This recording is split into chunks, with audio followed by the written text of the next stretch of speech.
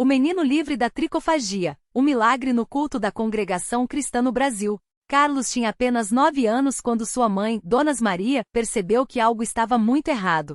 Não era só a timidez, nem o fato de ele evitar olhar nos olhos das pessoas. Era algo mais profundo, que a deixava com o coração apertado. Um dia, enquanto arrumava o quarto do filho, ela encontrou mechas de cabelo espalhadas pelo chão, perto da cama. Não eram fios soltos, eram tufos arrancados.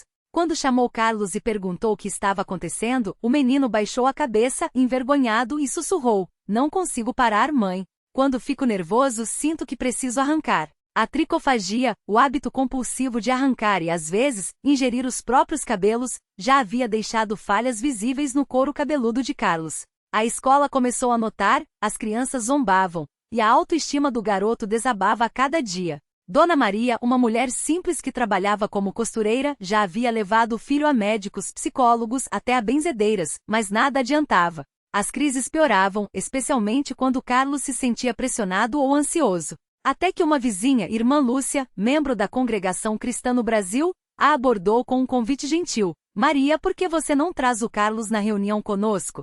Lá, a gente ora, e Deus ouve. Ele pode ajudar onde os homens não conseguem."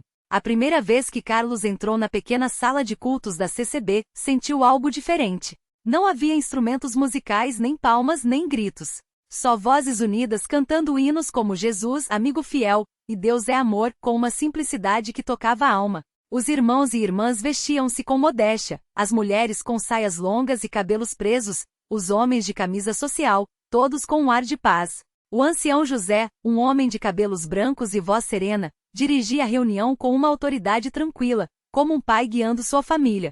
Carlos sentou-se ao lado da mãe, observando tudo. Quando chegou a hora das orações, ele viu pessoas se ajoelhando, falando com Deus em voz baixa, mas com uma fé tão intensa que parecia encher o ambiente. Algumas choravam, outras apenas fechavam os olhos, mas todas tinham uma coisa em comum: a certeza de que estavam sendo ouvidas. Foi então que o ancião José pediu: "Se alguém aqui tem um pedido especial, que se levante e compartilhe conosco, para que possamos orar juntos."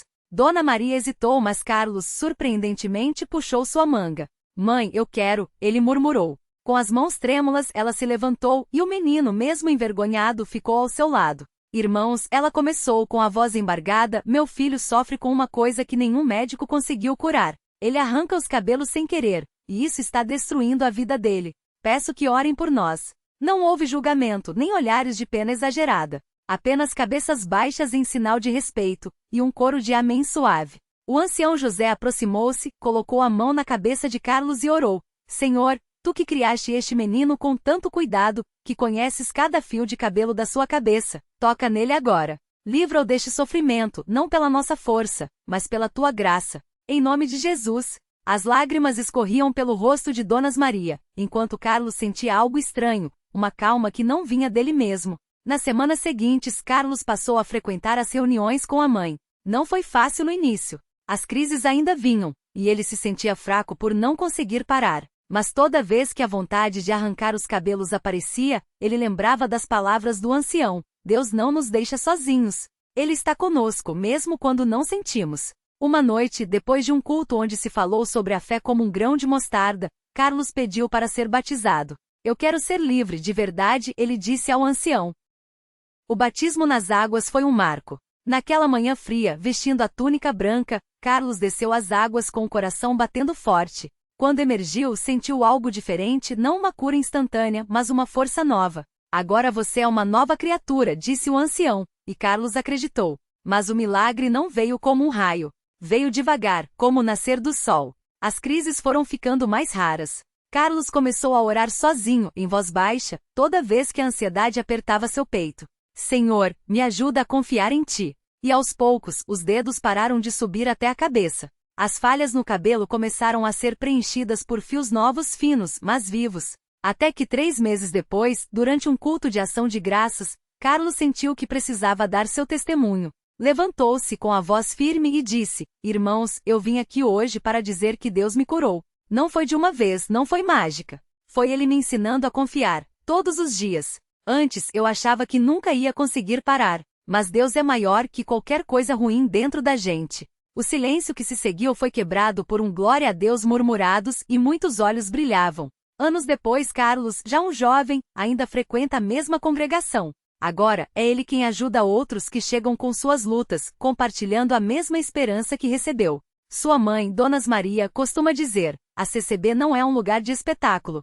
É um lugar onde Deus trabalha no silêncio, onde a fé é simples, mas verdadeira. A lição que Carlos aprendeu, e que agora repassa, é que os milagres de Deus não são sempre barulhentos. Às vezes, eles vêm na forma de uma paz que cresce devagar, de uma força que surge quando a gente menos espera, de uma mão que segura a nossa quando achamos que vamos cair. Na Congregação Cristã no Brasil, ele encontrou isso, não promessas vazias, mas uma fé que se vive, dia após dia, com humildade e confiança. E até hoje, quando canta os hinos sem instrumentos, quando participa da Santa Ceia com os irmãos, quando ouve o ancião ler as Escrituras com voz serena, Carlos lembra: a cura não veio porque ele era forte, mas porque Deus é bom.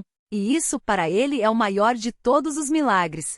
Carlos nunca imaginou que aquele domingo de manhã mudaria tudo. Ele chegou à igreja como sempre, com o coração pesado, mas disposto a ficar ali, entre os irmãos. A dor nas costas que o acompanhava há anos, parecia pior a cada dia. Médicos já tinham dito que não havia mais o que fazer, que ele teria que conviver com aquela limitação pelo resto da vida. Mas ali, na congregação, ele aprendeu a entregar tudo nas mãos de Deus.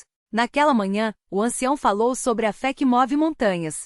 Não com palavras bonitas, mas com exemplos reais de irmãos que, como ele, haviam passado por lutas e viram a mão de Deus agir. Carlos ouviu atentamente, sentindo uma paz estranha invadir seu peito.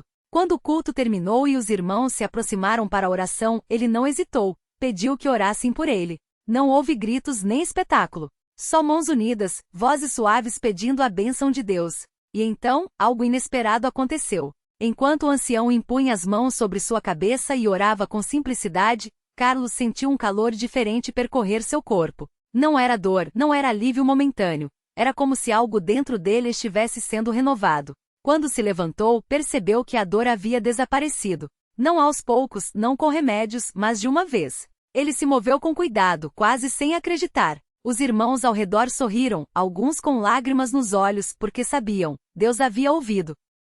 Nos dias que seguiram, Carlos contou o que aconteceu a todos que encontrava. Não para se exibir, mas para mostrar que Deus ainda faz milagres, e que eles não precisam ser grandiosos para serem reais. Sua vida mudou. Antes ele mal conseguia se abaixar para amarrar os sapatos. Agora ajudava na construção da nova sala de reuniões da igreja, carregando materiais sem nenhum incômodo. Sua esposa, Maria, que sempre o apoiou nas orações, chorou de alegria ao vê-lo livre daquele fardo. Os filhos, que cresceram vendo o pai sofrer, agora o viam sorrir com uma leveza que não tinham antes. E o mais bonito, Carlos não se esqueceu de onde veio. Toda vez que um irmão novo chegava à igreja com alguma dor, física ou da alma, ele se aproximava, contava sua história e dizia: Deus não mudou. Ele ainda cura, ainda transforma. Só precisamos confiar. Anos depois, quando já era um ancião, Carlos ainda falava daquele domingo como o dia em que entendeu de verdade o que é a fé. Não era sobre ter respostas para tudo, nem sobre ver sinais no céu. Era sobre estar ali, na simplicidade da igreja, sabendo que Deus cuida de cada um, no seu tempo, do seu jeito. E assim, a história de Carlos se tornou mais uma prova de que na Congregação Cristã no Brasil, os milagres não são contados apenas nos livros. Eles estão nos sorrisos dos que foram libertos, nas lágrimas dos que encontraram paz, nas mãos estendidas dos que, como ele, descobrem que Deus é fiel, mesmo quando a gente não vê o caminho. Naqueles últimos anos de vida, Carlos costumava sentar no mesmo banco da igreja onde tudo havia começado. Sempre no canto esquerdo, perto da janela que deixava entrar a luz do sol da tarde. Era ali que ele observava os irmãos chegando, muitos com o mesmo cansaço que um dia ele tinha nos olhos. E era ali que, com voz calma e mãos trêmulas pela idade, ele repetia: Meu filho, minha filha, se Deus fez por mim, Ele fará por você também. Um domingo, uma jovem chamada Mariana chegou à igreja arrastando mais do que o corpo frágil. Ela vinha de uma batalha longa contra uma doença que os médicos já não sabiam como tratar. Os exames mostravam piora, as dores eram constantes, e o desânimo havia roubado até sua vontade de orar. Quando entrou na sala de cultos, foi como se o peso do mundo a empurrasse para baixo. Mas então seus olhos encontraram os de Carlos.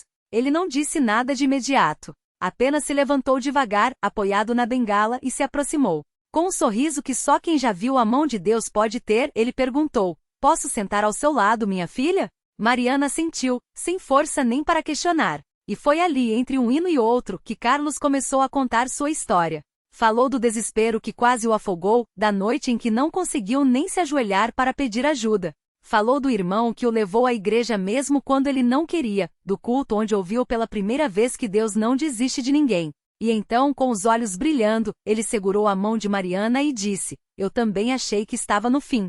Mas Deus não olha para o que a gente vê, Ele olha para o que Ele pode fazer. Mariana ouviu em silêncio, as lágrimas escorrendo sem que ela percebesse. Quando o culto terminou, os irmãos se aproximaram, orando por ela com uma fé que Mariana não conseguia entender, mas que pela primeira vez em meses, fez algo dentro dela se mexer. Não foi uma cura instantânea. Não houve um clarão nem uma voz do céu. Mas naquela noite, pela primeira vez em muito tempo, ela conseguiu dormir sem dor. Os dias passaram, e Mariana continuou indo à igreja. Não porque esperava um milagre imediato, mas porque, de algum modo, aquele lugar a fazia lembrar que não estava sozinha. Os irmãos a visitavam, levavam comida, oravam com ela. Carlos, mesmo com a saúde já frágil, nunca deixava de perguntar: e hoje, minha filha? Como está o seu coração? Até que num domingo de manhã, enquanto o coro cantava Grande é o Senhor, Mariana sentiu algo diferente. Não era a ausência da dor. Ela ainda estava lá. Mas era como se uma paz profunda tivesse enchido seu peito. Quando o pastor chamou os que queriam ser ungidos, ela se levantou. Não com força, não com certeza, mas com uma esperança pequena, como uma semente que começa a brotar. As mãos do pastor se apoiaram em sua cabeça, e a oração foi simples: Senhor, a senhora conhece a dor desta filha, mas o Senhor conhece também o seu amor por ela. Toca nela, Pai. Não houve gritos, não houve queda. Só um silêncio sagrado, como se o céu estivesse inclinado, ouvindo. Na semana seguinte, Mariana voltou ao médico. Os exames que antes mostravam o avanço da doença, agora apresentavam uma melhora inexplicável. Isso não é comum, disse o médico, coçando a cabeça. Mas está aqui, nos resultados. Mariana sorriu. Ela sabia que não era comum. Era Deus.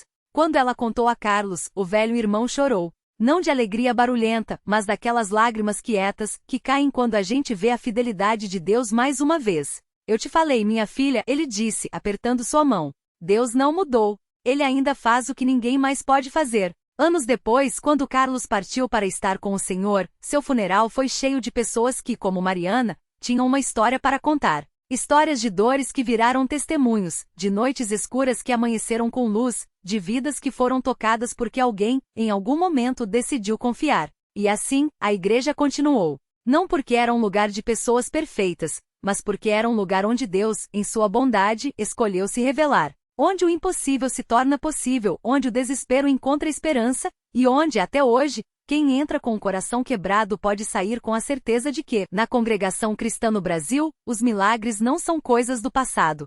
São sinais de que Deus ainda está vivo, ainda está agindo, e que, para quem crê, não há fim que Ele não possa transformar em um novo começo.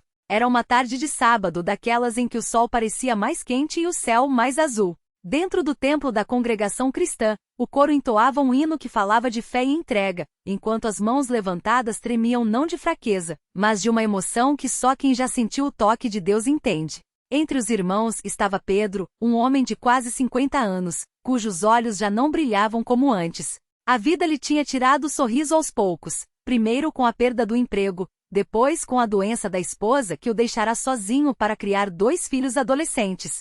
As contas se acumulavam, as noites eram longas, e a sensação de que tudo estava desmoronando o acompanhava como uma sombra. Ele tinha ido à igreja naquela tarde mais por hábito do que por esperança. Afinal, quantas vezes já tinha ouvido que Deus tem um plano? Quantas vezes já tinha se ajoelhado pedindo um milagre que não vinha? Mas algo naquele dia era diferente. Talvez fosse o jeito como o irmão que pregava falava, não com palavras bonitas, mas com uma convicção que vinha de quem já tinha visto Deus agir. Ou talvez fosse o abraço apertado da irmã Maria que, sem saber de sua dor, lhe disse: Irmão, hoje é o seu dia. Não saia daqui sem receber sua bênção. Pedro não sabia explicar, mas quando o irmão na plataforma chamou os que precisavam de um toque especial para irem à frente, seus pés se moveram sozinhos. Ele foi, tremendo, com as lágrimas escorrendo sem controle. Não pediu dinheiro, não pediu soluções fáceis. Só sussurrou: Senhor, se tu existes mesmo, me mostra que não estou sozinho. E então, algo aconteceu. Não foi um raio, não foi uma voz do céu. Foi uma paz. Uma certeza tão forte que lhe encheu o peito como um rio transbordando. E de repente as palavras do irmão que orava por ele soaram como uma profecia: Deus está restaurando tudo o que o inimigo roubou. A partir de hoje sua vida vai ser um testemunho. Pedro não entendeu na hora. Mas quando saiu da igreja, o celular tocou. Era uma mensagem de um antigo chefe, oferecendo um trabalho melhor do que o que ele tinha perdido. Na mesma semana, um exame revelou que a doença de sua esposa, que os médicos diziam ser sem cura, tinha entrado em remissão inexplicável. E seus filhos, que andavam rebeldes, começaram a perguntar sobre a igreja, sobre Deus, sobre aquela mudança no pai que eles não entendiam, mas podiam ver. Hoje Pedro está ali, no mesmo banco onde um dia sentou com o coração partido, mas agora com a família ao seu lado. Ele não é rico, não é famoso, não tem uma vida sem problemas. Mas tem algo que nenhum dinheiro compra, a certeza de que naquele sábado Deus olhou para ele. E não foi um milagre barulhento, não foi algo para chamar atenção. Foi um milagre silencioso, daqueles que só quem passa por ele sabe o valor. E é assim que a congregação continua. Não porque promete soluções mágicas, mas porque é um lugar onde Deus, na sua hora, na sua maneira, responde. Onde o que parece perdido é encontrado, onde o que está quebrado é consertado, e onde, a cada reunião, a cada oração, a cada coração que se abre, o impossível se rende ao poder daquele que faz todas as coisas novas. Porque milagres não são apenas histórias que contamos. São vidas que mudam. São lágrimas que secam. São sonhos que renascem. E na CCB, eles não acontecem porque alguém é merecedor, mas porque Deus é bom. Sempre foi. Sempre será. No mesmo ano em que o irmão João sentiu o toque de Deus em sua vida, uma irmã chamada Maria chegava à congregação arrastando um peso que ninguém via, mas que a consumia por dentro. Ela tinha 27 anos, 2 filhos pequenos e um casamento que aos olhos de todos, parecia firme. Mas dentro de casa as palavras duras e os silêncios gelados tinham se tornado mais frequentes que os abraços. Seu marido Carlos era um homem trabalhador, mas o cansaço da vida e as decepções do passado o tinham endurecido. Ele não batia nela, não gritava em público, mas a indiferença dele doía como uma faca que cortava devagar. Maria já tinha ido a outras igrejas, já tinha ouvido conselhos, já tinha até tentado conversar com pastores. Mas as palavras, por mais bem intencionadas que fossem, não mudavam o coração de Carlos. Até que uma vizinha, dona de um sorriso que parecia nascer de uma paz verdadeira, a convidou para uma reunião na CCB. Lá é diferente, disse a mulher, segurando a mão de Maria com uma firmeza que transmitia segurança. Lá, Deus não só ouve, Ele age. No primeiro sábado, Maria entrou na igreja com os filhos pela mão e o coração apertado. Não chorou, não levantou a mão, não fez nada que chamasse atenção. Só ouviu. E algo naqueles hinos, naqueles testemunhos simples de pessoas comuns falando de milagres comuns, tocou algo nela. Quando o irmão que presidia a reunião falou sobre o poder da oração e da obediência, Maria sentiu como se aquelas palavras fossem só para ela. Naquela noite, antes de dormir, ela orou. Não com palavras bonitas, não com frases decoradas. Só chorou e disse: Senhor, eu não aguento mais. Se o Senhor não mudar o coração dele, eu não sei o que vai ser de nós. Passaram-se 3 semanas. Carlos continuava o mesmo, saía cedo, voltava tarde, mal olhava para os filhos. Maria continuou indo às reuniões, mesmo quando o cansaço pedia para ela ficar em casa. Até que num sábado à tarde, algo inesperado aconteceu. Carlos, que nunca tinha ido à igreja com ela, chegou em casa mais cedo. Maria estava arrumando as crianças para levá-las à reunião das crianças na CCB, e ele simplesmente disse: Hoje eu vou com vocês.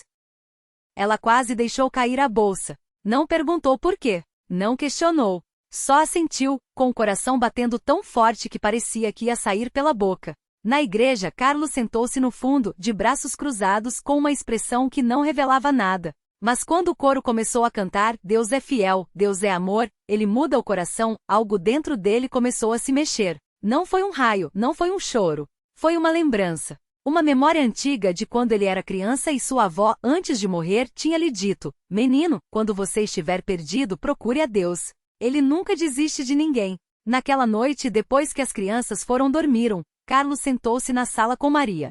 E pela primeira vez em anos, ele olhou nos olhos dela e falou: Eu não sei o que está acontecendo comigo, mas eu quero mudar. Não foram palavras grandiosas. Não foi um discurso. Foi o início de uma transformação. Os meses seguintes não foram fáceis.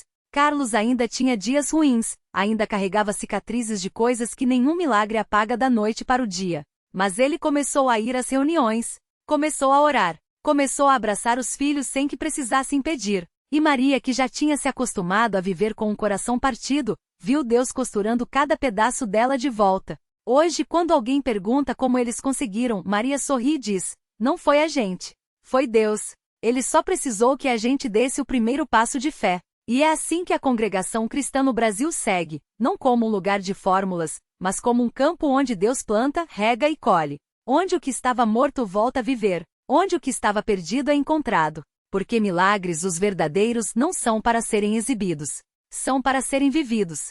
E na CCB, eles acontecem todos os dias nas vidas daqueles que, como Maria e Carlos, descobrem que Deus não desiste de ninguém. Nunca. O milagre se completou quando Carlos, certo domingo, segurou a mão de Maria durante o culto. Não foi um gesto forçado, mas um reconectar de almas. Os filhos que antes observavam de longe o silêncio doloroso entre os pais, agora riam juntos na mesa do jantar, enquanto Carlos contava piadas bobas e Maria, com os olhos brilhantes, servia a comida como nos tempos em que o amor era leve. O vazio que a traição deixará foi preenchido não pela ausência da dor, mas pela presença de algo maior, a graça que transforma cinzas em beleza. Naquela noite, enquanto arrumava a cozinha, Maria olhou pela janela e viu Carlos brincando com as crianças no quintal, ensinando o mais novo a chutar uma bola. Um sorriso espontâneo nasceu em seu rosto. Não era o final que ela imaginara anos antes, quando chorava sozinha no quarto. Mas era melhor, porque Deus não apenas sarou as feridas, Ele as tornou portas para uma história mais profunda. Reflexão: às vezes o milagre não é apagar o passado, mas redimi-lo. Não é fazer o sofrimento desaparecer, mas dar-lhe sentido. Maria e Carlos aprenderam que a fé não é a certeza de que Deus tirará a tempestade, mas a confiança de que Ele estará na tempestade, costurando o propósito em cada lágrima. Lição: Deus não precisa de heróis, precisa de corações dispostos. O primeiro passo de Maria foi ir à reunião mesmo com o coração em frangalhos. O de Carlos foi ajoelhar-se quando a culpa o sufocava. Não foram grandes gestos, mas pequenas rendições que abriram espaço para o sobrenatural. Porque milagres começam onde a nossa força termina, e a de Deus começa. E assim, na simplicidade de uma família reconstruída, a Congregação Cristã no Brasil segue sendo o que sempre foi, um lugar onde Deus escreve finais novos para histórias que o mundo já tinha dado como perdidas.